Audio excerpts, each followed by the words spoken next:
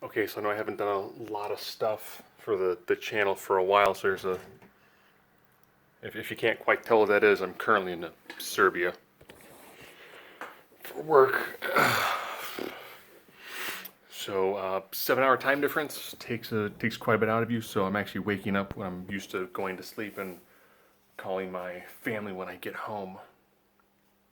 So let's talk about some wrestling. So we'll do the Lars Sullivan bit first. So several years ago, before he was signed with EE, he made a bunch of insensitive comments. Hard to tell if he was trolling or if this is actually like fully legitimate things that he was saying. It's hard to tell the intent as well as all the context for what was going on the internet for him. So he's been fined to be doing sensitivity training, which if he still has those thoughts, feelings, and emotions, it makes sense to have him go through some sort of training. I do think it's odd that lots of people were like, he should totally get fired and never be allowed to work for something he said years ago on an internet forum. Not so much for what it is, it's more of the precedence of things that you've done in the past will come back to haunt you, inevitably. Because almost everyone's probably said something dumb on the internet, which might not have sounded that bad at the time, but going into the future and looking back at the past could be significantly worse.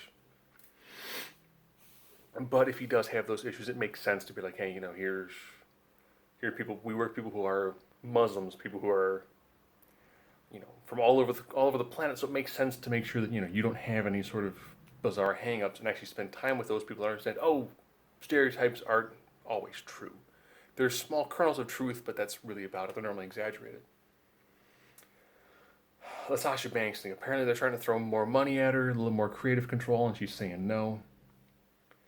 At this point in time, I don't see to have her sell out the contract. Have her just sit at home. Might as well just do it and get over with. Apparently, Triple H isn't happy with what's going on with the way things are being booked. And I'll be honest, not an AEW mark yet. They haven't done a full show yet.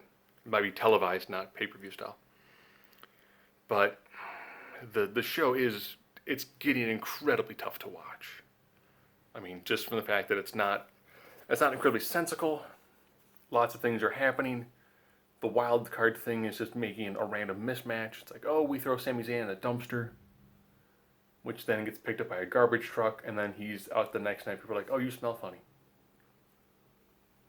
Okay, so there's no continuity. The Bray Wyatt Firefly Funhouse stuff, the mask, the like Joker, I think it's Death in the Family sort of like peeled off skin mask. I want to see where they go with that. I really want to. I think that could be really interesting if they play it right. A lot of things come down to who's his first feud with. Does he win? Has he changed from being the same Bray Wyatt who loses all of his matches just with a newer, fresher gimmick? Could be interesting. Could be unique. Plus, he changes in ring style a little bit. Seeing Becky go through a table by two large, muscular blonde women. Okay. Money in the Bank should be pretty interesting. Strowman's got heat, so he got removed from. It's either he's hurt or he still has heat from the Memorial Battle Royal because he missed some spots, which led to Luke Harper getting kind of injured. It sucks that Harper wants out, but a guy from New York can't do a southern accent. I almost kind of wish that either they would have brought him back in and put him with Rowan and Daniel Bryan, or put him against Rowan and Daniel Bryan. Either way would kind of work. He's a big man. He's good. He's athletic. It sucks they're not going to use him for anything. Or even throw him on Raw, and maybe have him be a guy they can throw into a mix with AJ Styles or Seth Rollins. Put him in there. Give him a month of a build-up, and he can be in that Drew McIntyre, Baron Corbin, Braun Strowman, big guy that you can see being a threat for a guy holding the belt. Or even, Luke Harper, Joe for the U.S. title. Just do something with him. Or actually, they got Cesaro too. I think Cesaro and Luke Harper could put on some great workhorse matches. and begin the show with a workhorse match, then go into a talking segment to freshen it up a little bit.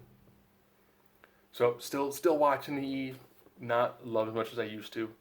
I will still say I think the network does better shows when it comes to wrestling. NXT and NXT UK are both doing very, very well, as is 205 Live. The Worlds Collide tournament had lots of really good, fun matches.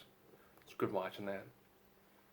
So I'm just hoping that once AEW picks up, maybe it'll be just the right amount to either force Vince to jump to XFL full time and then let Triple H take over, which will probably satisfy a lot of NXT fans and a lot of NXT roster members.